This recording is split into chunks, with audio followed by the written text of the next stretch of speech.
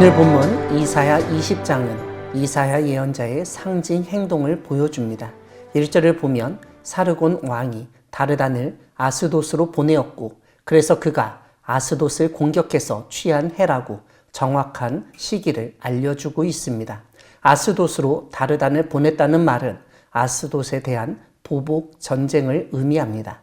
아스돗을 쳐서 취하였다는 표현이 그런 점을 확인시켜 줍니다. 2절을 보면 그러한 때에 하나님이 이사야 예언자에게 허리에서 배를 끄르고 발에서 신을 벗으라고 말씀하십니다. 이사야는 말씀에 순종하여 벗은 몸과 벗은 발로 다녔습니다.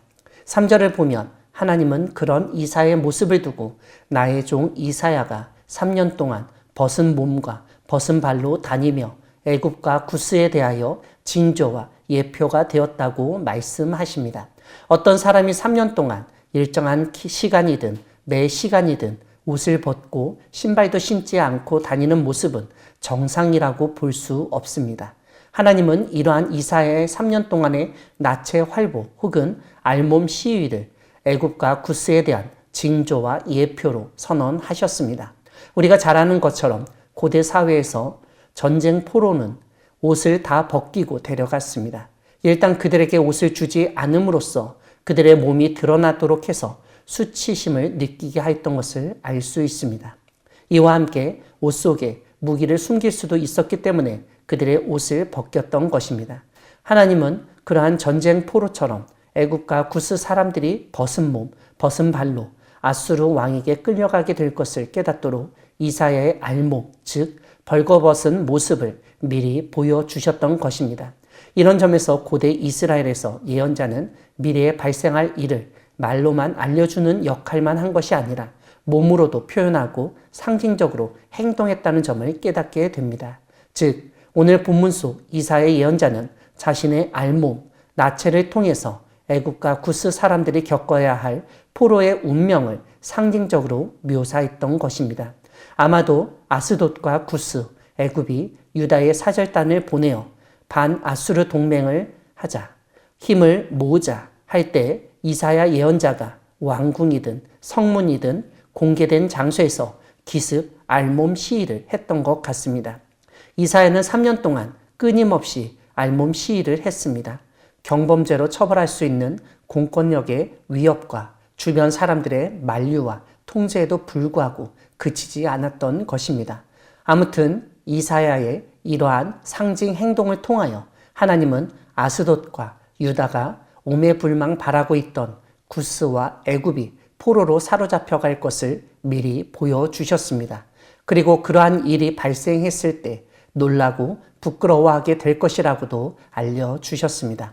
6절은 그날의 해변 주민, 즉 블레셋 사람들이 말하던 내용, 우리가 믿던 나라, 곧 우리가 아수르 왕에게서 벗어나기를 바라고 달려가서 도움을 구하던 나라가 이같이 되었은즉 우리가 어찌 능히 피하리요? 라는 말을 알려줍니다.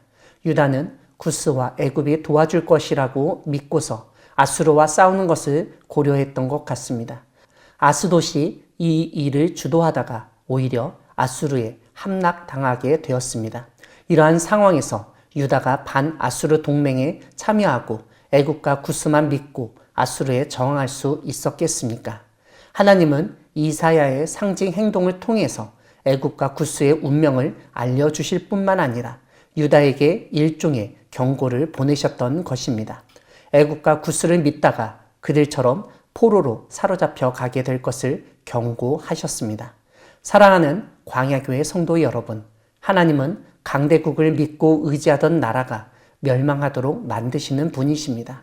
아스돗이 애굽과 구스를 믿고 잘못된 결정으로 역사의 뒤안길로 사라졌듯 우리 역시 강대국만을 의지하고 중요한 일을 결정할 때 잘못된 길로 빠지게 됩니다. 중요한 점은 우리 눈에 정말 힘이 될 것 같고 도움을 줄 것 같고 이길 것 같은 것을 믿어서는 안 된다는 점입니다. 오히려 잘 안 될 것 같고 우리 눈에 어떤 희망이나 확실한 증거가 보이지 않더라도 우리를 도우시고 함께 하시며 반드시 이기게 하시는 하나님을 믿고 의지하여야 합니다. 그럴 때 올바른 길, 생명의 길, 복된 길로 나아갈 수 있습니다. 인간적인 기대와 판단을 내려놓고 주님만 의지하며 믿고 참고 견디며 묵묵히 나아가는 우리 모두가 되기를 소망합니다. 아멘.